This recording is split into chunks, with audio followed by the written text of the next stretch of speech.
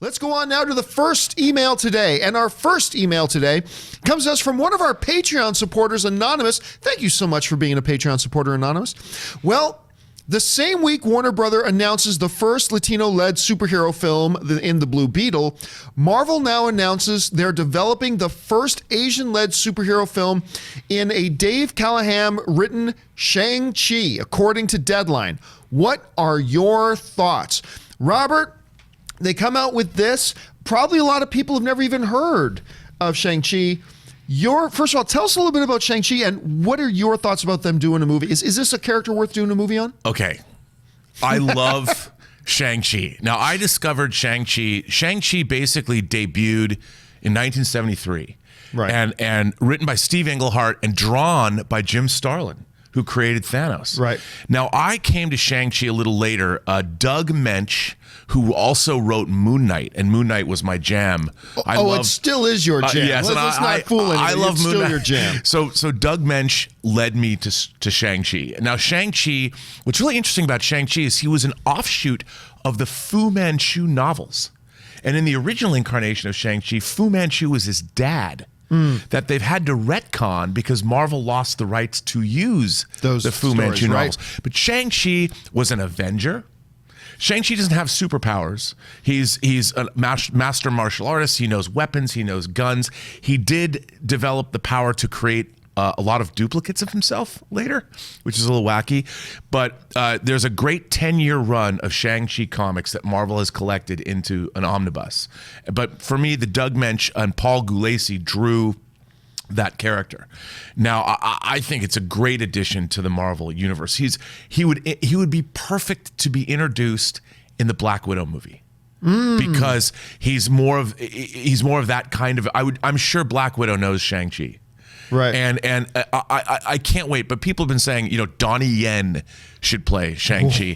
But Donnie Yen's 55 now. I was going to say, they'd probably want to go younger. Yeah, they got to go younger. But they need somebody. They need the Donnie Yen now. Who's the 30-year-old Donnie Yen? Well, I'll tell you what. They're about to create the third. Right. Because whoever they cast in this will be this new generation's Jet Li, Donnie Yen, that sort of thing. Because I remember when Jet Li came on the scene, at least for North Americans, Jet Li has been on the scene for a long time for a lot of different people, but when he came on the scene with Lethal Weapon 4, I believe it was 4 that he made his debut in, that really introduced him a lot to the big audiences, and then he became to North American audiences Jet Li. Right. And I think whatever they do with Shang-Chi here is, but look, this is a brilliant move on several different levels. Absolutely.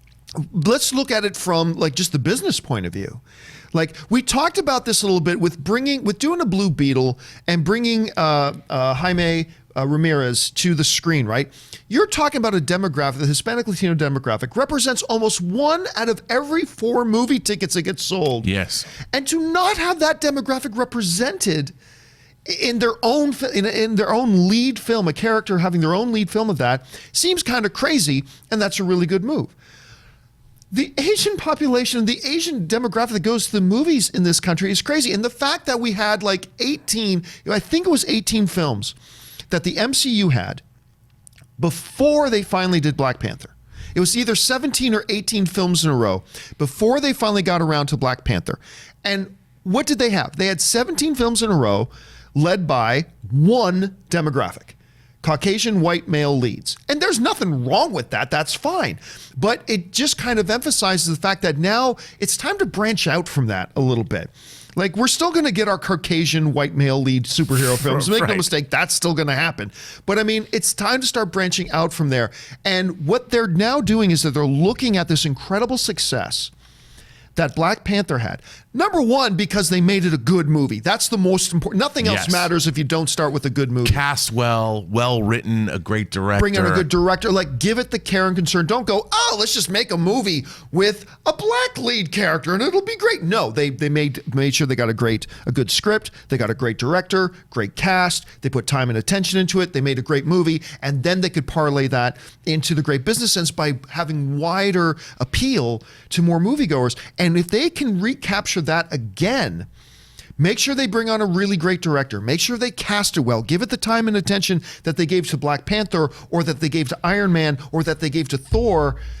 And this could be huge. I'm not necessarily saying it's $1 billion film immediately, but I'm saying it's going to be $1 billion film immediately, like right off the top of my head. Well, it's James Bond meets Bruce Lee. Yeah. I mean, Shang-Chi sort of was created Bruce Lee Game of Death era. And it's the same way And he was created because Bruce Lee was the hot thing at the time. Absolutely. Right. And I think you could bring in a great Chinese film director or a great Hong Kong director, somebody who's working within the Chinese film industry, maybe, to do one of those incredible, and wire work martial arts. Because of the nature of the character, we've been talking a little bit about movies that can transcend just the comic book genre.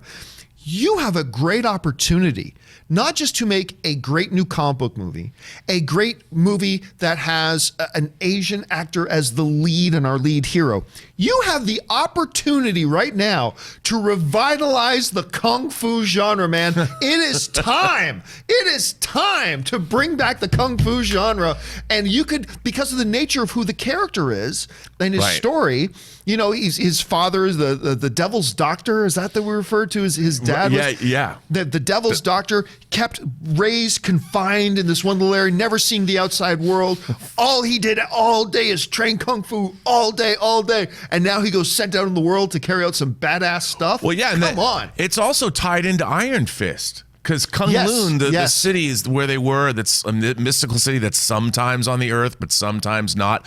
I mean, I really think that, look, I know that they're going to want to get an Asian director, but if they wanted to go a different way, Gareth Evans, who directed The Raid, or as I like to say, The Rad, and The Rad 2, Even Radder. I mean, those are... The Rad 2, Even Radder. Even Radder. I love it. Those films, The Raid is on Netflix. I can't get enough of those movies. Talk about martial arts, man. I would love to see James Bond meets Shang-Chi with Black Widow. I mean, you could literally introduce Shang-Chi in the Black Widow movie. And then roll that in the way they introduced Black Panther in Civil War. Absolutely. As a matter of fact, I wouldn't be surprised if they've already thought that up. That they've made that a part of, because that would be, in Black Widow's globe trotting, she's probably going to come across Shang-Chi as her contact in Asia. Well, remember, she had exposure to Winter Soldier. And they have a big open window there that they can take advantage of. Absolutely. And Shang-Chi was an Avenger at one point. Yep. So. All right, let's move on to the next.